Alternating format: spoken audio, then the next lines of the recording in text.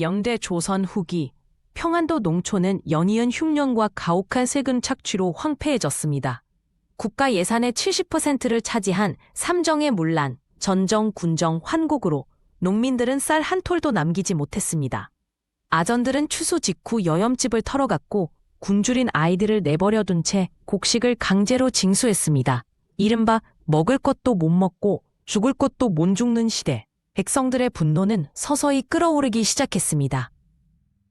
평안도 관아에서는 탐관오리들이 백성의 키를 말렸습니다. 1811년 당시 평안감사 김익수는 백성에게서 거둔 세금으로 호화로운 별장을 짓고 비단 옷을 입은 채 매일 잔치를 벌였습니다.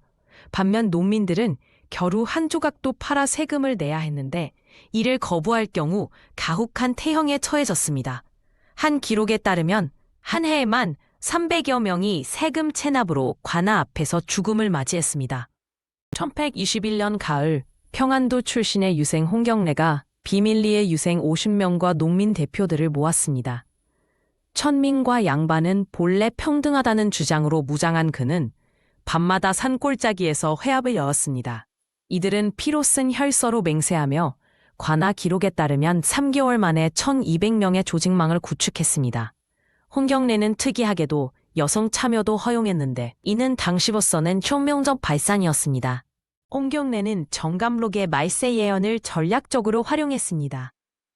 조선 왕조가 망하고 새로운 세상이 온다는 내용의 이 예언서는 이미 평안도 농촌에 널리 퍼져 있었습니다. 홍경래는 스스로를 정감록에 예언된 구세주로 내세우며 봉기가 하늘의 뜻이라고 선동했습니다. 당시 조정 보고서에는 평안도 8개 고을에서 70% 이상이 이 예언을 믿는다는 기록이 남아있을 정도로 심리적 효과는 컸습니다.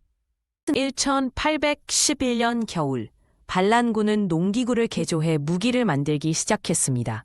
쇠스란을 창으로 도끼를 검으로 개조하는가 하면 화약 제조법을 아는 장인을 포섭해 토착 화포를 개발했습니다. 특히 평안도 특산품인 인삼을 팔아 중국에서 150정의 조총을 밀수입했습니다. 이 과정에서 철장수들과 대장간 주인들이 중요한 정보망 역할을 했는데 이들은 관아에 세금을 내지 않아도 되는 특권층이었지만 오히려 반란에 동참했습니다. 2001년 12월 18일 새벽 홍경래는 800명의 병력으로 평안도 관아를 기습했습니다. 우선 통신시설인 봉수대를 점령해 조정의 급보가 전달되지 못하게 막았습니다. 반란군은 관아 창고를 열어 2000석의 곡식을 백성들에게 나눠주었고 악명 높았던 관리 12명을 즉결 처형했습니다. 이 소식이 퍼지자 주변 6개 고을이 자발적으로 가담했고 3일 만에 반란군은 5,000명 규모로 불어났습니다. 한양 조정은 초기에 지방의 작은 소동으로 치부했으나 10일 만에 평안도 60%가 함락되었다는 첩보를 받고 경악했습니다. 순조 임금은 즉시 3,000명의 정예군을 파견했고 주모자 생포시 1,000냥의 현상금을 걸었습니다. 특히 청나라의 원군을 요청하지 않기로 한 결정은 외세 개입을 두려워한 반란군의 계산을 무너뜨린 치명적 실수였습니다. 조정군은 최신식 화포와 정조 때 개발된 비격진 천례까지 동원했습니다. 1222년 2월 반란군은 청천강 이북으로 밀리며 보급로가 차단되었습니다. 40일간의 포위 속에서 식량이 바닥나자 말을 잡아먹고 나무 껍질을 벗겨 먹었습니다. 설상가상으로 평안도 유생들의 지지도 급감했는데 이들은 홍경래가 양반까지 처형한다는 선언에 배신감을 느꼈습니다. 조정군 기록에는 추위에 얼어붙은 시신들 사이에서도 반란 깃발만은 꼿꼿이 서 있었다는 처절한 묘사가 남아 있습니다. 2021년 4월 19일 홍경래는 최후의 결전에서 포로로 잡혔습니다. 그는 조정 앞에서 백성의 고통을 모르는 왕은 왕이 아니다 라는 유명한 말을 남겼습니다. 특이하게도 처형장에는 평안도 냉민 3,000여 명이 모여들었는데 이들은 통곡하며 그의 시신을 거두려 했습니다.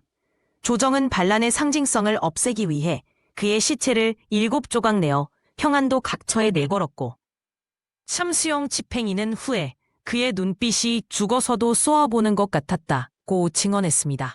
홍경래의 난은 실패했지만 조선 사회에 깊은 상처를 남겼습니다.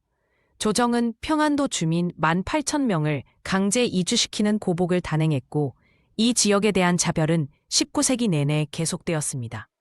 그러나 이 단란은 60년 후 동학농민운동의 시발점이 되었으며 특히 밀란의 불패 전략이라는 비밀 문서로 후대에 전해졌습니다.